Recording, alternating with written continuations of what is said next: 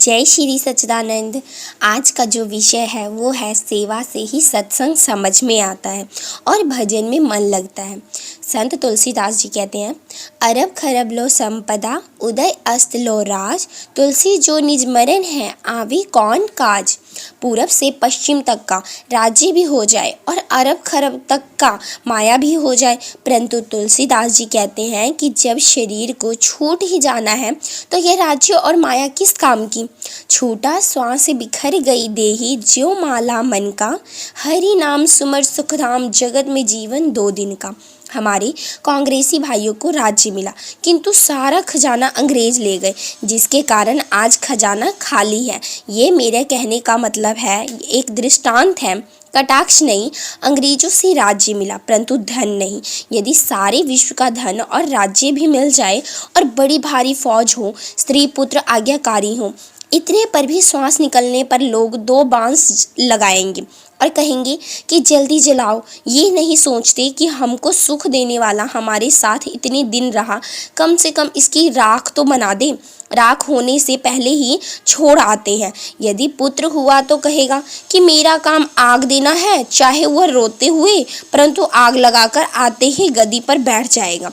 वह लड़का बाप का नाम सब जगह से कटाएगा। जिस लड़के के लिए बाप ने सारा जीवन लगा दिया, जिस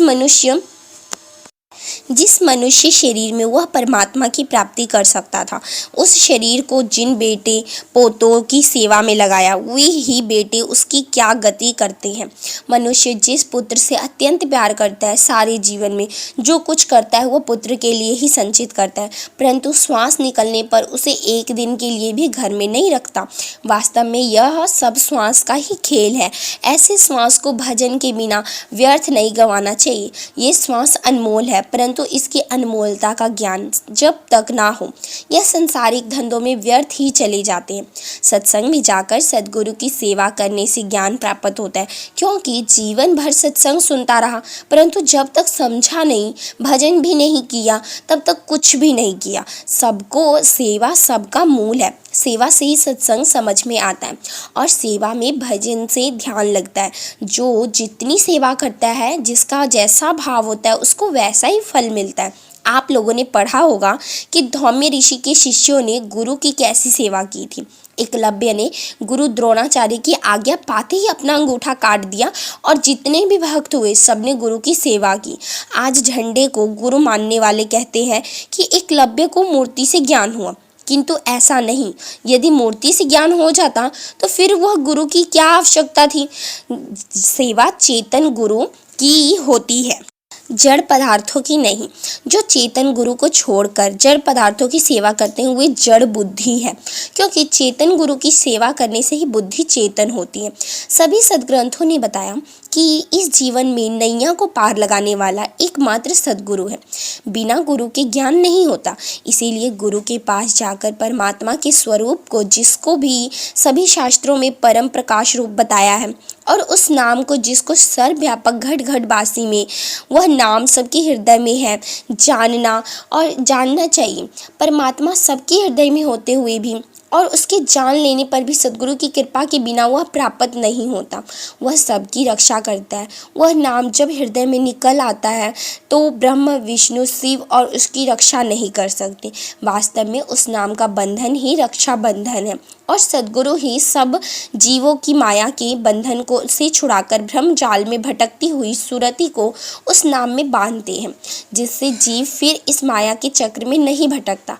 सभी वेद शास्त्रों का सार यही है कि नाम लिया तन सब लिया, सकल वेद का भेद, बिना नाम नर के पढ़ता चारों वेद।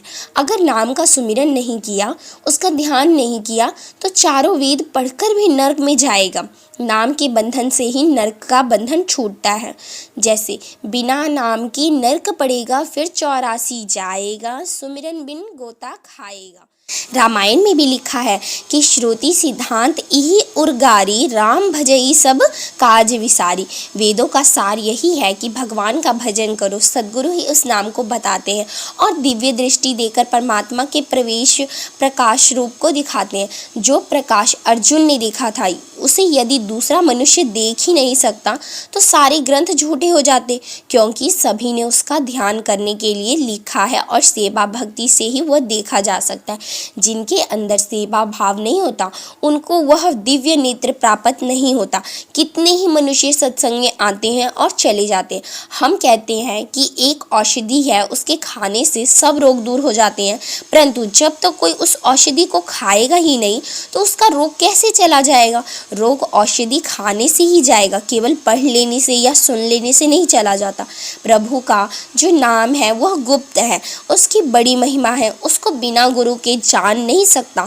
गुरु उसे कहते हैं कि जो अंधेरे को नष्ट हर प्रकार से प्रकाश को दिखावे है। यदि पाठ करते करते शरीर छूट गया और प्रभु का नाम नहीं सुमिरा तो क्या होगा। इसीलिए नानक देव जी भी कहते हैं, जो कि गुरु नानक देव जी हैं, उन्होंने लिखा है, एको सुमिरो नानका जल थल रहो समाए, दूजा काहे सुमेरिये जो जन्मे ही मर जाए, उठत बैठत सोबत नाम कहे नानक सद भय जन के काम। एक नाम जो सर्वव्यापक जल थल सब में समाया हुआ है, उसका स्मरण करो। दूसरा स्मरण करने से कुछ नहीं होगा, क्योंकि वह उच्चारण करने से ही उत्पन्न होता है और उच्चारण बंद करने पर खत्म अर्थात मर जाता है। नानक देव जी कहते हैं कि जो उठते बैठते सोते जागते सब समय नाम का स्मरण करता है उसके सभी कार्य सिद्ध होते हैं। इसीलिए संत कबीरदास जी भी कहते हैं, तंत्र मंत्र सब झूठ है, मत भरमो संसार, सार शब्द जाने बिना कोई न उतरहि पार। क्योंकि शब्द बिना सुरती, आंधरी कहो कहाँ को जाए, द्वार न पावे शब्द का फिर भटका खाए। कोई भ्रम न भूले, यह तंत्र मंत्र सब झूठे हैं। सार शब्द गुरु का वचन है, उसको जाने बिना कोई पार नहीं पा सकता। क्योंकि आप जो मंत्र जपते हैं यह सच मान लिया जाए तो ही बताओ कि जिस समय आप मंत्र जपते हैं उस समय आपकी सुरती कहाँ जाती है, कहाँ टिकती है। सब सुरती चक्कर काटती रहती है, तो उस मंत्र को जपने से क्या लाभ। तो आप लोगों ने आज की वीडियो से क्या सीखा ज़रूर बताइएगा, क्योंकि अगर कमेंट आता है तो अच्छा लगता है, इससे मुझे पता लगता है कि आप लोगों को क्या पसंद आ रहा है। और जो आज की वीडियो अच्छी लगी हो तो लाइक कर देना, और चैनल पे अगर नए हैं तो सब्सक्राइब करना, और अगर अच्छी वीडियो है तो आप लोग शेयर भी करिएगा ताकि ये वीडियो सभी तक जाए और सभी लोग इसे देख सकें। आप लोगों का बहुत ही धन्यवाद। और आज का जो ये वीडियो है मैंने बनाया, उससे आप लोगों ने ज़रूर एक चीज़ सीखा होगा कि सेवा से ही सत्संग समझ में आता है। तो आप लोग ज़्यादा से ज़्यादा सेवा कीजिए, भजन कीजिए, और मैं यही चाहती हूँ कि इस वीडियो के माध्यम से आप लोग कुछ सीखिएगा। सबसे पहले तो बहुत बहुत धन्यवाद और जय श्री सच्चिदानंद इस वीडियो को देखने के लिए।